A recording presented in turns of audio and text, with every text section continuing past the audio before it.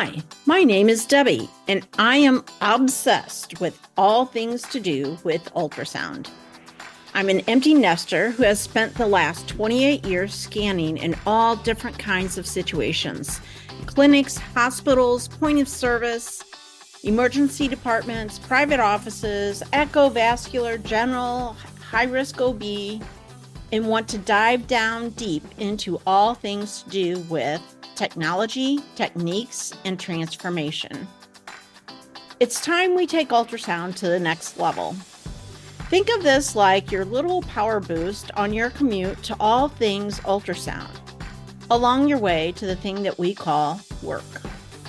So pull up a seat, make sure you're comfy, and be ready to be challenged and encouraged as we learn it's all about the frequency.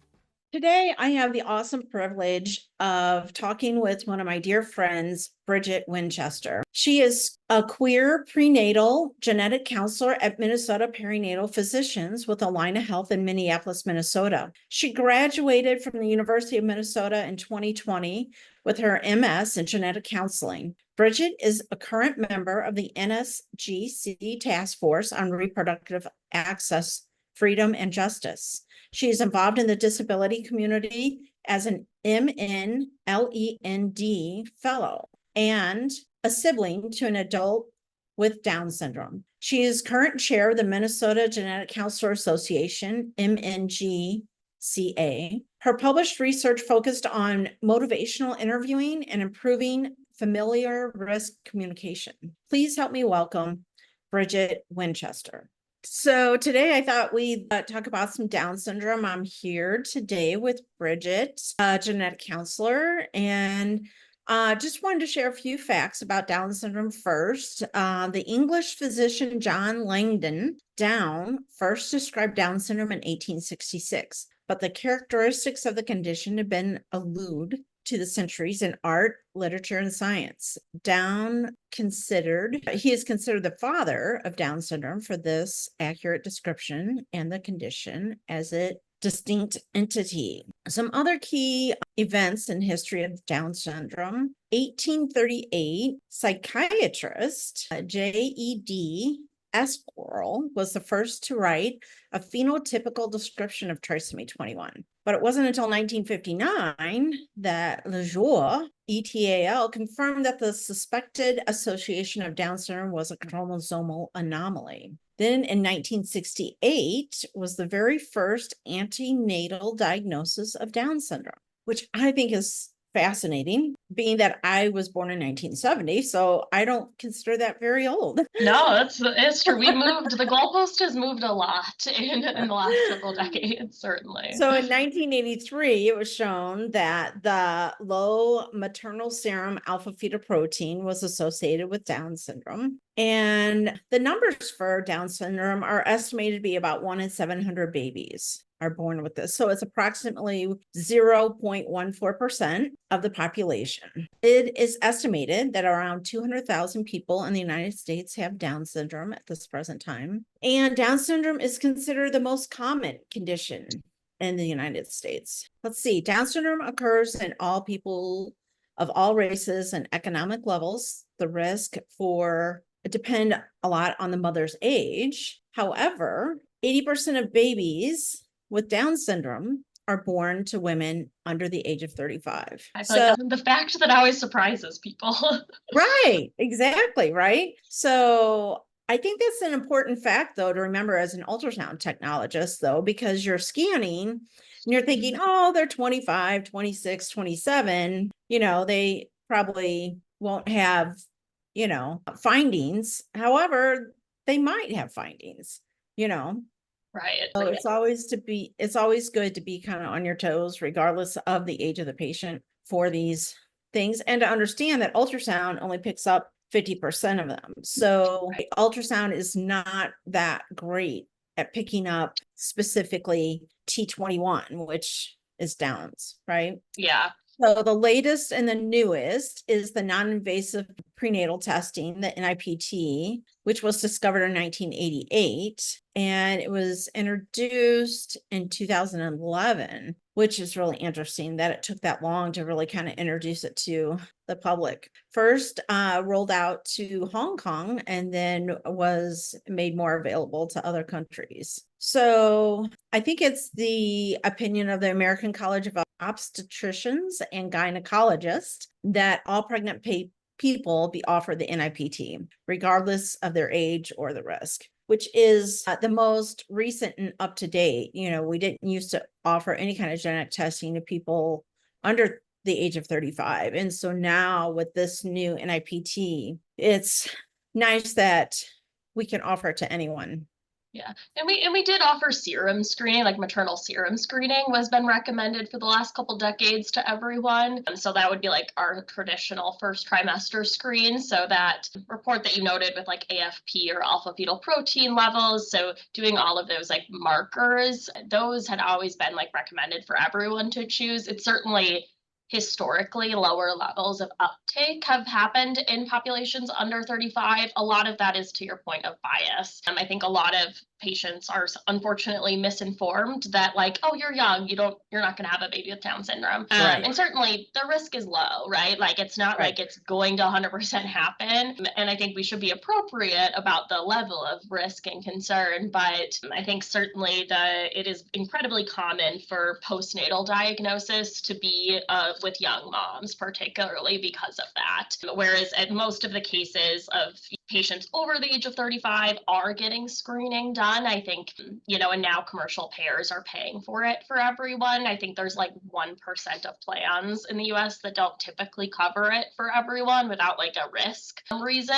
And so I think that's definitely exploded a lot. And I think the big shift even to young people really liking screening has also been because with non-invasive prenatal screening or like the overall technology cell-free DNA screening, it does allow for, looking at our X and Y sex chromosomes. And so a lot of families jump at the gun at being able to find out, sex of baby as soon as possible. And then countless times they'll end up, in my office after wanting to find out sex of baby and having a whole nother result come up. And so I certainly think that's popularized the test even further. And, I think unfortunately, because there's so much that happens at those initial OB visits, that it can certainly be something that's only addressed for a minute or two.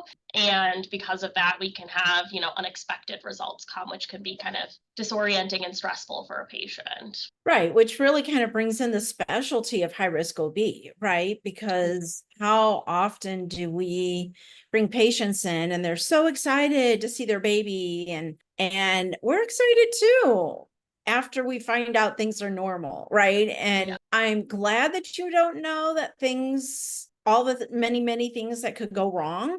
But on the other hand, I wish there was a little bit more, and I'm sure other sonographers wish there was a little bit more understanding of our jobs and the fact that, it's a place where things can happen that really shift sometimes the future of your life, in regard to the health of the baby. Yeah. So I think it's I've often referred to the ultrasound room as like holy ground, right? Like we're either gonna leave this room with some reassuring information at this point in time, or we're gonna give you some information that is gonna take you down a rabbit trail sometimes, Yeah, and we never know until we get there. And but we don't.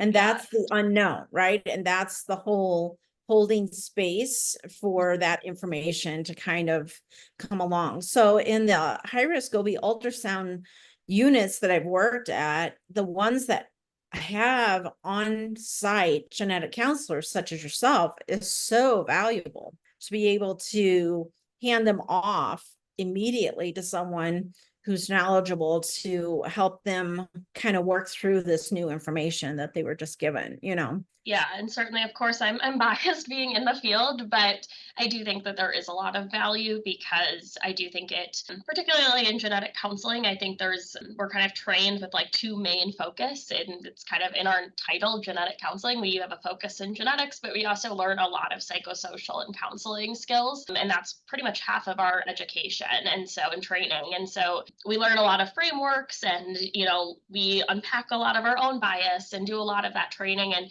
Obviously, to some extent, each individual genetic counselor has to do some of that on their own too. But I do think that that can be really useful, because not only can we give information, but also the ability, I think, when we're dealing with a prenatal case, is that everyone's coming into this ultrasound, usually with like one thing on their mind. They want to find out boy or girl, and they're excited and they want to get pictures of their baby, which makes Right. sense, because pregnancy is this kind of like, you don't know really what's going on, until you start feeling the baby, and things like that, that there is this gap. I feel like a lot of patients are like, I had a dating scan at 6 weeks and now it's 20 weeks and I don't know what's even happening.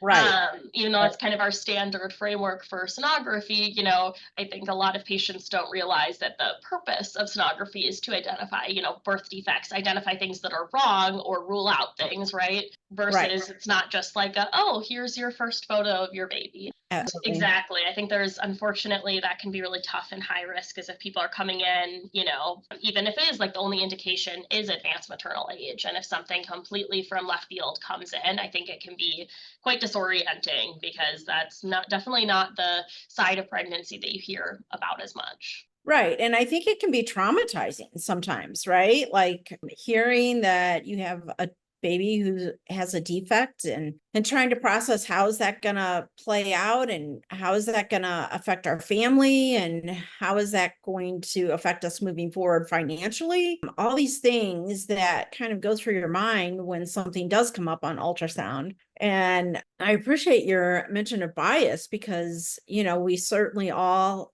come to different things with different bias based on experience or religion or culture, our culture that we were brought up in.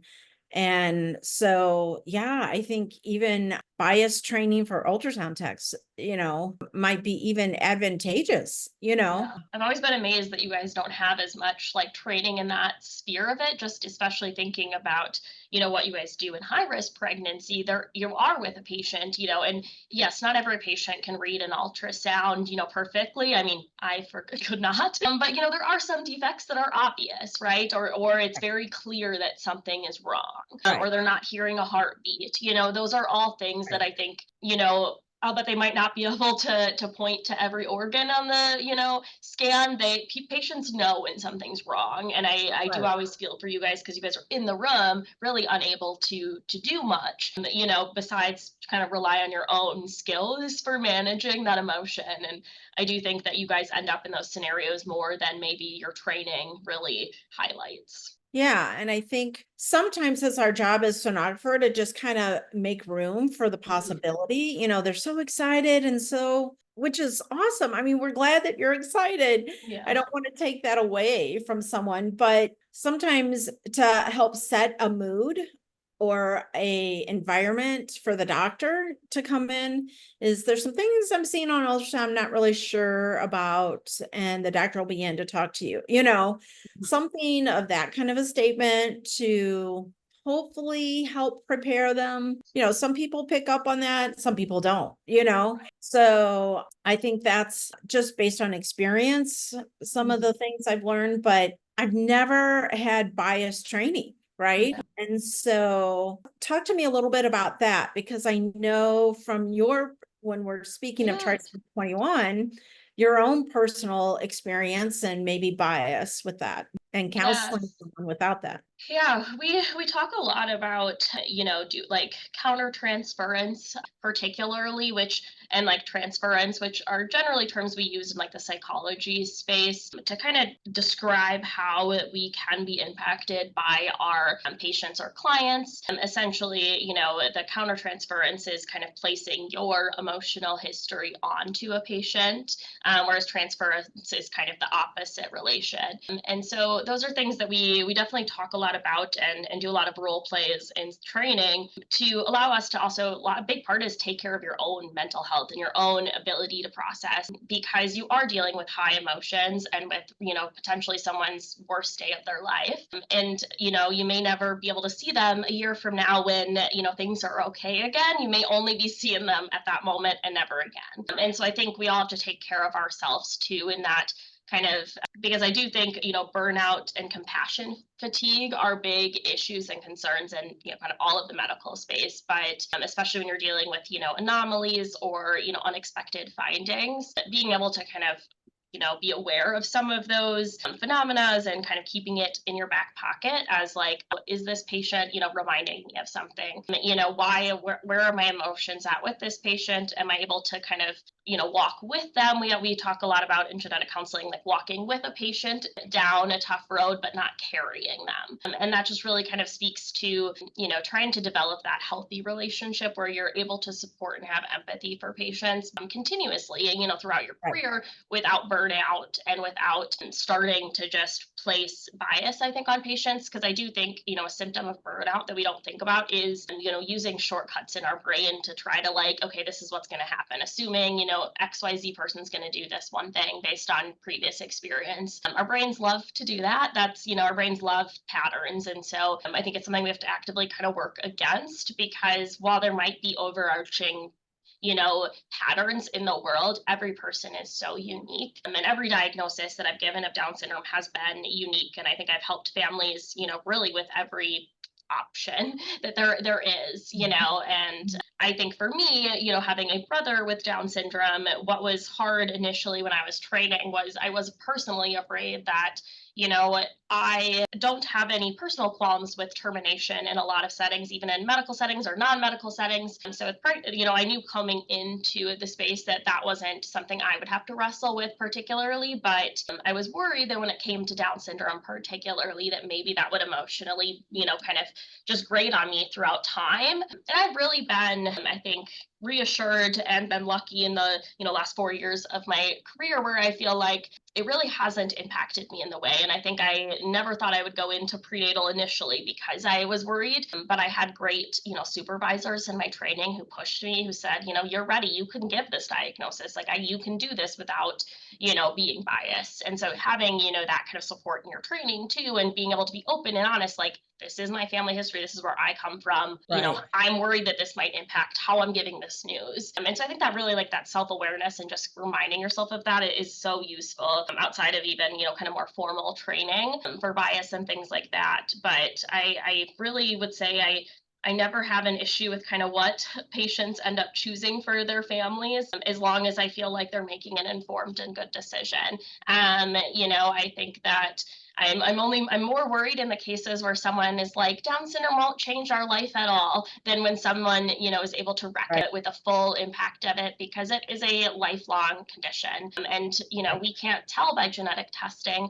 if, your baby is going to be, on the top end of that spectrum with, very mild intellectual disability, or if they're going to be, in the moderate, more, even on that severe end where we're, nonverbal. We have, kiddos who require 24/7, care, and other kiddos that can live in group homes, so there's lots of different levels of effectiveness. And I think in the world and in media, we see the milder versions, like all of the, there's like reality TV shows. I think it's called like Down for Love or something. I watched it, but it was on Netflix. But there's like reality shows about adults with Down syndrome and dating. And it's great that we're seeing all that content, because, it's amazing to where we've been since, when, I forget if is it Dr. Down? I don't know if he's actually, assuming he is a doctor, just because probably at that time and space. But, when he first described it in that kind of very clinical language that we used, that now I think if you read back, and I have read his original report, you would be like,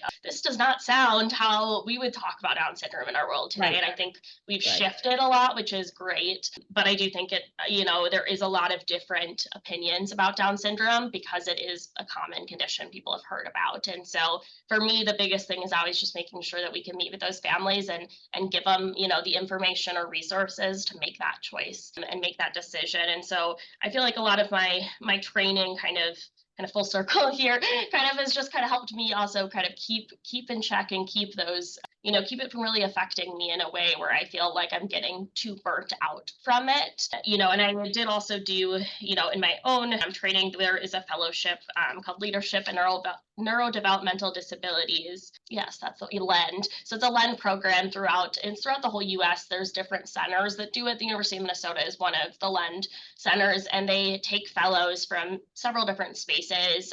So genetic counseling being one of them. There's usually people in all different forms of healthcare. There's like family and self advocates, people in speech language pathology, list goes on, and so it's a really interdisciplinary group that did a lot of bias training about how we talk about neurodevelopmental disabilities. And I think that program was particularly really helpful for me. And because even though I was coming in, I think with a personal side, I obviously am biased by what my brother's Down syndrome looks like. And so it is helpful to, kind of hear other stories and learn, about other people's experiences, because there isn't just one, there isn't one Down syndrome. There isn't, it just like any human, there's a wide variation. And so always important to, I think, keep that open mind.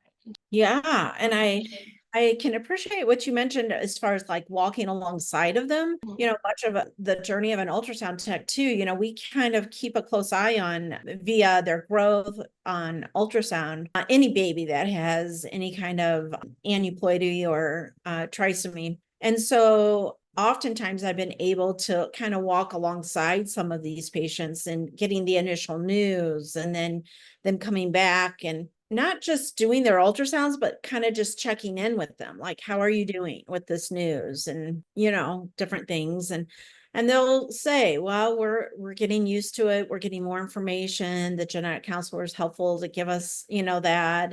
And we're kind of settling into the idea of it, So I've walked alongside people like that. And then I've also, one thing that really changed in my career, or helped me to understand in my career, is a young woman came, and her baby had multiple soft markers for Downs. She did not want to do any kind of genetic testing. We did follow her through her pregnancy, where those markers became more visible and more of them the further along she got through her pregnancy. And she delivered. It was Down syndrome. The baby did go to the NICU. However, they would not do any further surgery or anything until that genetic testing was done. So they knew exactly what they were dealing with before going into surgery. And I had the privilege of seeing her, like, I want to say 3 or 4 years later, where she came back to the same clinic with us with her second pregnancy. And then she wanted every test known to man, And so I asked her, I said, do you mind me asking why the change, why the difference? And she said, if I would have had that information before I delivered, then we could have treated him sooner. He sat in the NICU with high dollar prices of the NICU, right? For almost 2 weeks. Yeah, right? So that testing takes, usually 2 weeks at rush. That's rush testing. Yeah, waiting for the information. And if we would have had the information up front and honest, we could have been more prepared and dealt with things as we wanted. And so she really came into her ultrasound with the idea of, you just want us to abort the baby. We're not going to do anything different. We get it. We don't want you to do anything, that you're not really willing or wanting to do with your pregnancy, but just how important it is to just have that preparation. Yeah. And I think that's a really common story.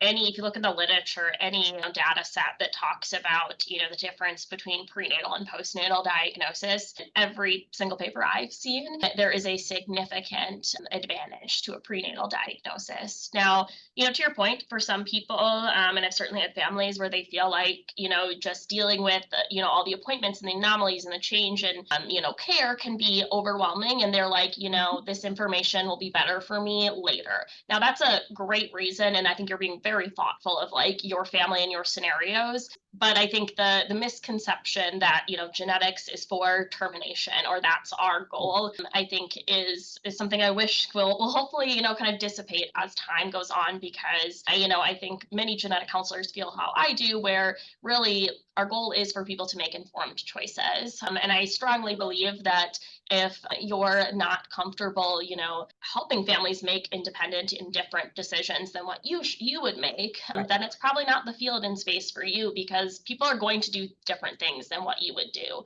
Very rarely are they going to do exactly what you would do.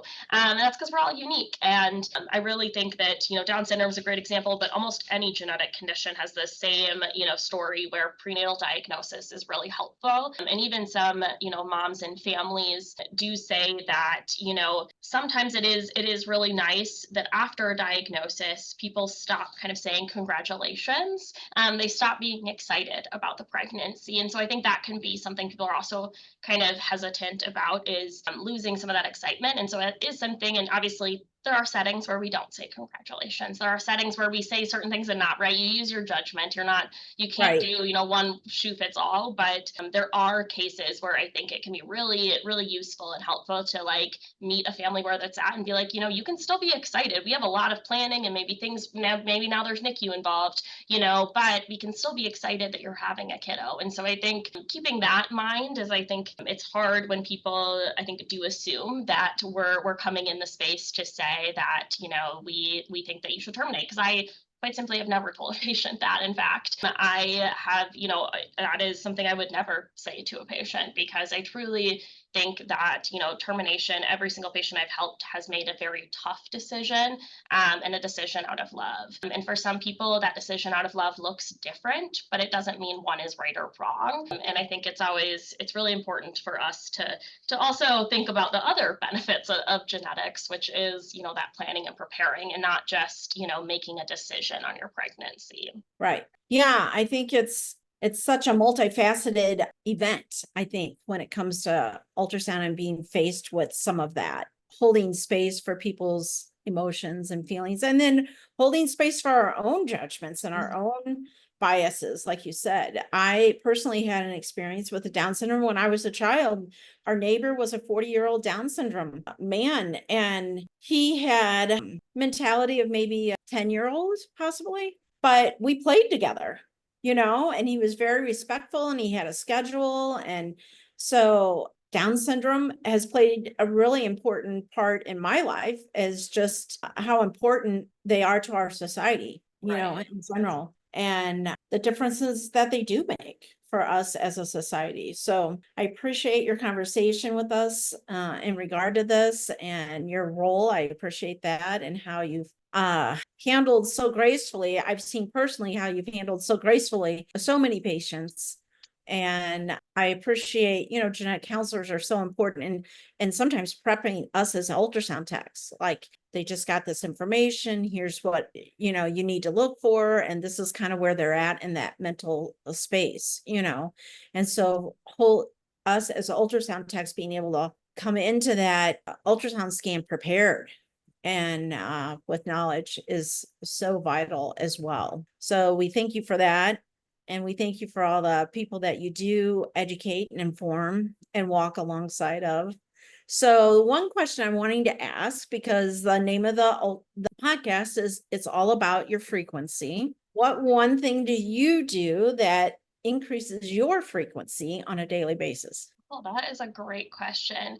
I think for me, as silly as it is, I feel like I am an adult that still loves to do arts and crafts. I feel like crafting is something that I go back to in different phases in my life. I am no super talented artist. I work in science for a reason, but I do love there's something I think about, whether it's painting, I've done pottery classes, or, I do crochet and things like that. So there's a couple, hobbies I feel like I do. And I think there's something really beautiful about crafting, because it is so different than what I do on a day-to-day basis. It's very, physical with your body, and it kind of does allow me to get out of my head. And particularly with pottery, the thing I loved about doing it was when you're, throwing pottery on the wheel, it's very easy to make a mistake. You can be working on something for 30 minutes and then wiggle your finger wrong and it is done. And it's humbling. It is incredibly humbling. But it is also, I think, just it was such a great lesson to kind of continue and have in my life, because I can be a perfectionist. And so it is just helpful to sometimes,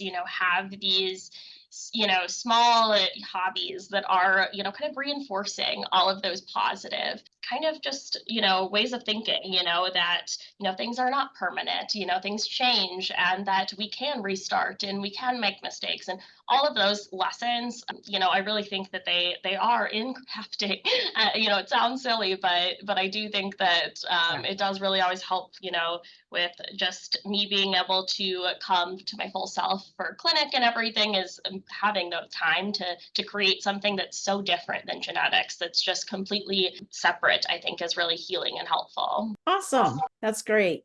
Well, thank you for your time. Yes, I appreciate it. It was lovely chatting with you. Yeah. How's everybody else there doing? Pretty good. I did get another chat that I probably have another ad on later, so yeah, but not bad. Awesome. Well, thanks so much. I appreciate it. Is it still okay to use that same bio that you sent? Yeah, I think that should be fine. Yeah, I don't think there's been probably anything too significant, so should be good. Awesome. Perfect. We're going to start September 4th, and I'm hoping you're going to be one of the first, because I thought this would be a great way to start it out. So thanks. It's exciting. All right, we'll talk to you soon. All right. Later. Bye. Bye. Thank you for tuning in to It's All About the Frequency podcast. I hope you enjoyed today's episode. Share it with a friend, and remember to keep your frequency high.